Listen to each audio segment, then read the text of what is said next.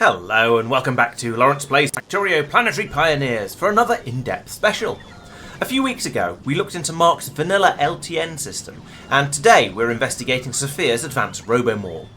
This system supplies everything we need on Norbis for expanding the city blocks, whilst also serving as an emergency dumping ground for any confused trains. It's a clever and complex system, so let's get stuck in. First up, we're going to look at the actual assembler stage. At first glance, these are quite straightforward. Each assembler is loaded up from a requester chest and outputs into a yellow buffer chest. The output inserter is linked to the logistics network, so it can automatically stop when the factory has enough of that item. In this example, when we've got 2,000 blue inserters anywhere in the base. I asked Safir why he used yellow chests instead of red, which would have been my first instinct, and he pointed out that using yellow chests means that when inserters are deconstructed or upgraded around the factory, they'll all be brought here and put in the same chest as new ones, and he's put a filter on the chest so the bots can't put other items in them. So of course, then I asked why he didn't use green chests, and that's because with green chests, every blue chest around the factory would have to have the request from buffer chest option ticked, and since that's not a default option, he knew we'd forget at some point. Yellow chests avoid that and still work well enough, and if they ever overflow, excess can be put in these yellow chests off to the side. Each assembler also has a lamp attached to it, which is also linked up to the logistics network, and is set to light up if stock is ever below the target number, so we can easily tell at a glance which machines need to run. At the moment, for example, you can tell up here that we don't yet have enough assembly machine Mark IIIs, and that's because we're having to bring in the speed modules from a long way away. We're also short of tank shells and laser turrets, so these are all currently being built. There's quite a lot more to the assemblers than meets the eye though. Safir has created this parameterized blueprint to make placing these things as easy as possible. Here, as you can see, parameter 0 sets the assembler's recipe, but there's a lot more to it than that. If we look in a bit deeper, we also have an option to configure the number of items to craft, which is saved into the variable X. Parameters 1 to 6 down here are set to be the ingredients of parameter 0's recipe, and I believe that is enough for any recipe in the game. Then we get to the really complicated part where the values are set by formulae. The total quantity to produce is set here to P0_S, which means the stack size of parameter 0 multiplied by X, the number of stacks to produce. This is then saved into the inserter. Then to decide how many of each of the ingredients the blue chest should request, we use this formula, which I'll put on screen since it doesn't fit nicely in the display box in game. This takes the amount of ingredient 1 required to make 600 of parameter 0 and divides it by the number of ticks taken to run that recipe, giving us the quantity required to run the machine for 10 seconds. Both of these numbers are then multiplied by 1,000 to reduce rounding errors. We also add on enough for one additional build, and then subtract 1 before dividing in order to round up rather than round down. This is not vital, but it's technically correct. Then, to make sure that this number is never 0, no matter how long the build takes, we take the higher of that number and 1. This is also not vital, but helps protect against any mistakes we might make. Finally, to prevent the system pulling in more resources than the requester chest could handle, we take the minimum of that number and 4 stacks of ingredient 1, ensuring that we will always have between 1 item and 4 stacks of that item stored ready, with a target of 10 seconds worth if possible. Phew. Don't worry, that's the most complicated part over with, and you could just ask for 100 of everything if you want to make it simpler, but we like the precision. With all of this set up, placing the blueprint asks me what item I want to craft, maybe engine units, and how many stacks I want to produce, let's say 10. Then everything gets configured automatically. We will have the correct requests put into the blue chest, the ingredients will be brought over, and the machine can start running. Note that because the inserter monitors the contents of the logistics network rather than its own specific chest, multiple machines making the same thing will stop when the total is reached, always including items stored elsewhere.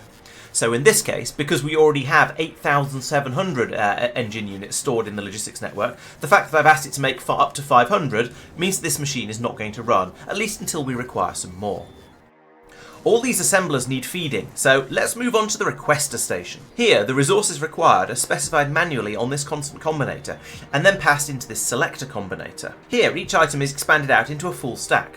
1 stone brick becomes 100, 1 green circuit becomes 200, and so on. There is one exception though. We want to have more iron gears, so we've set the input to 2, but the selector combinator ignores the values and turns all items into a full single stack. To fix this, both of these signals are then passed on to an arithmetic combinator on different wire colours, where we multiply everything on the green cable by everything on the red cable. So in this case, the 1 stone brick on the red signal gets multiplied by the 100 stone bricks on the green signal to give us 100 stone bricks on the output. Simple.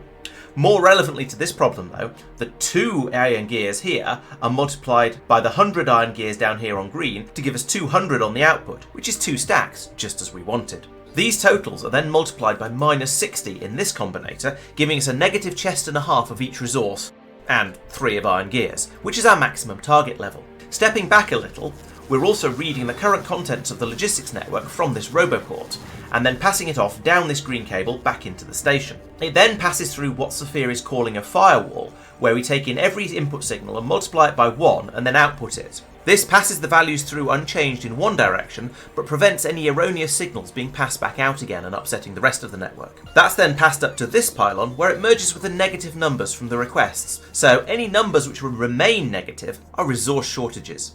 This pylon also receives the LTN control signals from this combinator, and in here we've set the request threshold to 40 stacks, meaning that trains will be called when we need at least a quarter load. The priority is set to 100, the highest in the factory, ensuring that resources will always come here first.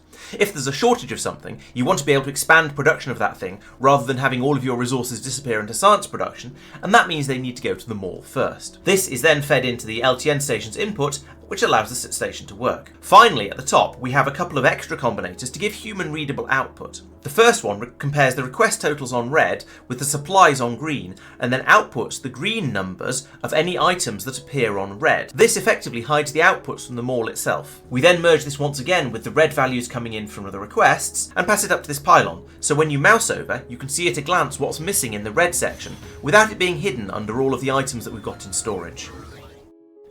On the other side of the mall, we have a fluid request station. This one is much simpler, however we are bringing multiple fluids into a single station, which is a little bit suspicious. So far we only need 2 fluids.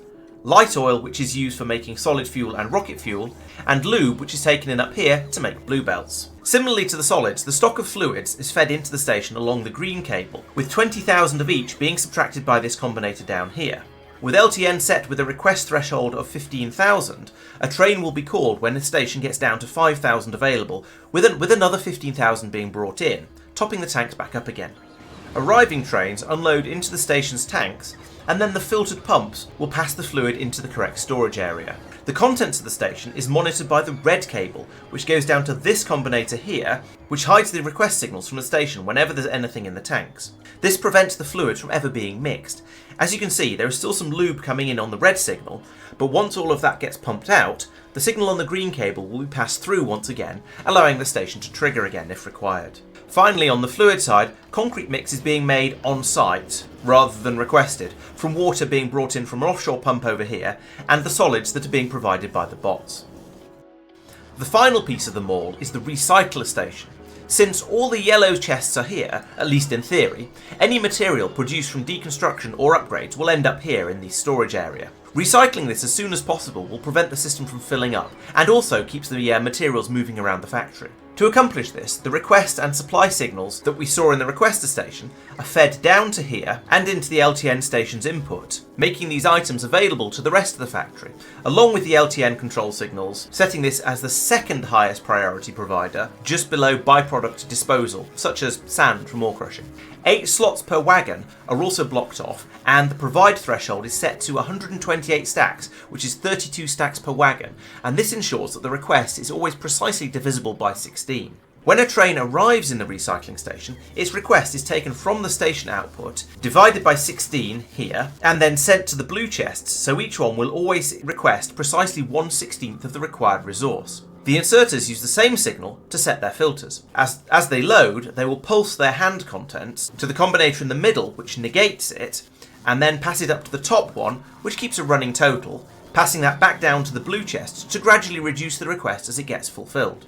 This ensures that exactly the right amount of resource arrives to fill the train up. We do have some safety features in case anything goes wrong. The blue chests are set to trash unrequested, so this will remove any unwanted resources and send it back into the system.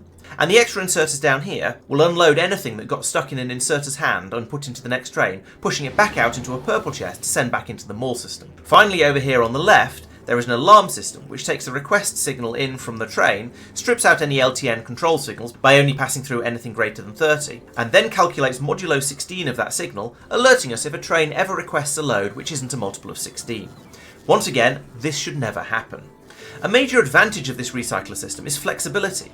We can empty absolutely any confused train we want into the mall system, and then know that the supplies will be sent back out as soon as they're needed elsewhere. Similarly, with any deconstruction or upgrading we do, resources will all be made available again.